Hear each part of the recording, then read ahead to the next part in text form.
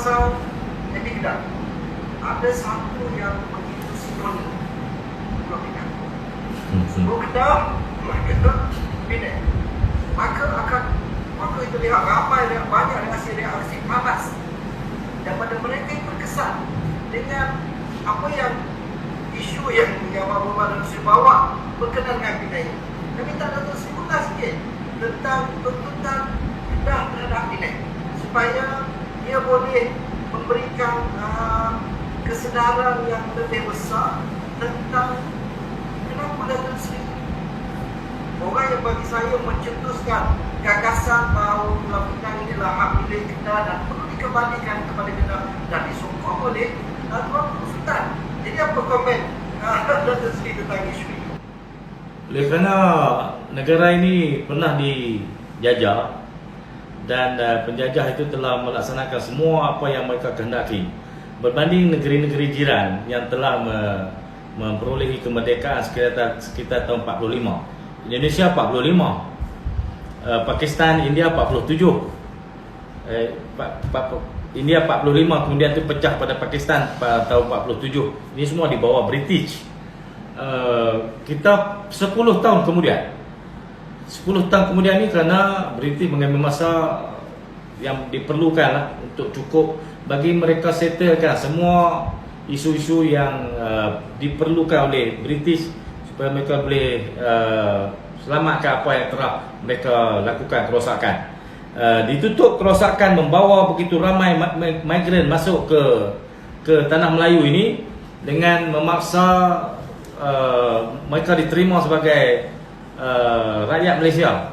Pada tahun 56 ada 2 juta migran yang diterima sebagai rakyat tanah Melayu dan diberi tanah seluas-luasnya. Even pada tahun British Light masuk 1786 itu, sewaktu beberapa perjanjian sedang ditandatangani itu pun, Francis Light telah membahagi-bahagikan tanah Pulau Pinang kepada pengusaha Cina dan pengusaha India di Pulau Pinang tanpa kebenaran Sultan Kedah. Ini sejarah ya, saudara kemuzaman. Kalau orang kata saya cakap pasal resis, tapi apa yang telah terjadi macam tu. Jadi kita kena ungkapkan hakikat supaya sejarah ni dapat dibetulkan. Sehingga kan dikatakan satu-satunya parti yang menyokong Pulau Pinang wujud sebagai sebuah negeri yang akan menyertai Malaysia pada tahun 57 itu adalah UMNO, yang menyokong Pulau Pinang itu menjadi sebuah negeri. Maka dibuatlah perjanjian-perjanjian pada tahun 57, pada tahun 63, di mana Pulau Pinang diiktiraf sebagai sebuah negeri yang berasingan daripada Kedah. Ini sebenarnya satu pengkhianatan kepada Kedah, kepada Kesultanan Kedah, kepada rakyat Kedah. Kerana dalam geopolitik, lokasi-lokasi yang strategik seperti Pulau Pinang, dia berada di pantai barat, dikelilingi oleh laluan utama di Selat Melaka dan mudah diakses oleh perhubungan. Maka lokasi strategik ini perlu ditarik keluar daripada Kedah untuk melemahkan Kedah. Maka selepas daripada Francis Light menipu perjanjian-perjanjian, mengkhianati perjanjian-perjanjian yang dibuat bersama dengan Kesultanan Kedah, kita lihat lama kelamaan dengan serangan daripada Siam yang dibantu oleh British, lama kelamaan sebuah kerajaan besar di wilayah ini akhirnya menjadi lemah. Dan kadang ni sekarang ini berada, kalau dari segi KDNK lah, berada di tangga ketiga daripada bawah, bukan daripada atas.